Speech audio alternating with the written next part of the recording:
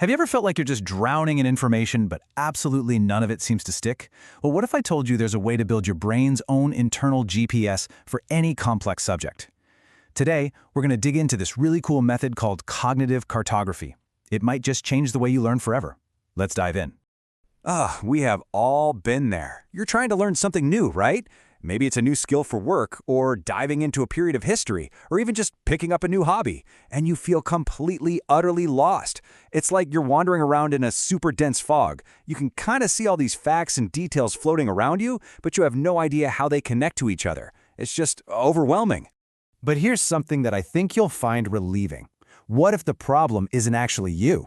It's not about how good your memory is or how smart you are. The real issue is the map you're using. Or, maybe more accurately, the map you were never taught how to build in the first place. So why do we get that lost in the fog feeling? Well, it often comes down to this thing you could call the illusion of knowledge.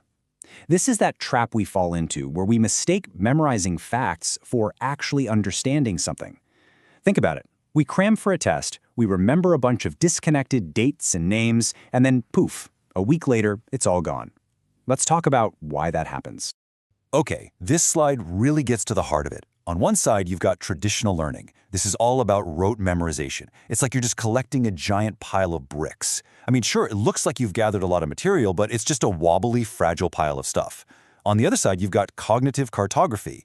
This is about actually building something with those bricks. You're connecting them, creating a solid structure of ideas. And that is what leads to real, lasting understanding.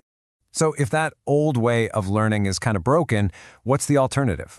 Well, it's time to unlock your brain's ultimate navigation system, its own internal GPS. So, what is cognitive cartography really? It's the process of building a mental map of a subject. But here's the crucial twist. Instead of just collecting isolated facts, you focus intensely on the relationships between the core ideas. See, you're not just pinning a bunch of random locations on a map. You're actually drawing the roads that connect them all. This creates a powerful internal compass that always points you toward true understanding. Now that all sounds great in theory, but how do we actually do it? Let's get practical. Let's talk about how you can start mapping out true understanding for yourself. We're going to go from being simple fact collectors to becoming true explorers of knowledge. It really breaks down into 3 simple steps. First, you find the landmarks. These are the big, cornerstone ideas of any subject. So if you're learning about history, your landmarks aren't just dates, they're huge concepts like revolution or industrialization. Second, you draw the roads. This is where the magic happens. How does that landmark, taxation without representation, connect to the landmark of the Boston Tea Party? You start building these cause and effect pathways. And finally, step 3, explore the territory. This is where you actually test your map. Can you use it to understand a totally new situation? That's when you know you're not just memorizing, you're genuinely getting it. So, you've put in the work, you've built your map, so what's the payoff? Well, it's this feeling of genuine mastery. It's the confidence that you can navigate a complex topic and never feel truly lost in that fog ever again. Let's explore what that actually feels like. And this right here, this is the ultimate prize. Intuition is the prize for understanding the relationships between things.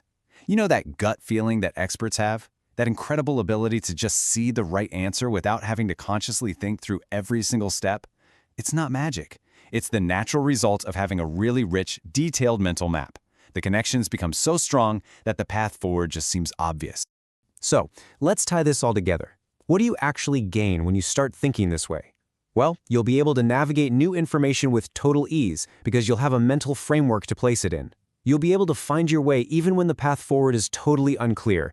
And most importantly, you'll finally move from just collecting those fragile, easily forgotten facts to building a deep, lasting understanding. The end goal here is that intuitive mastery. So the real question isn't if this works, but where are you going to apply it first? I'll just leave you with this thought.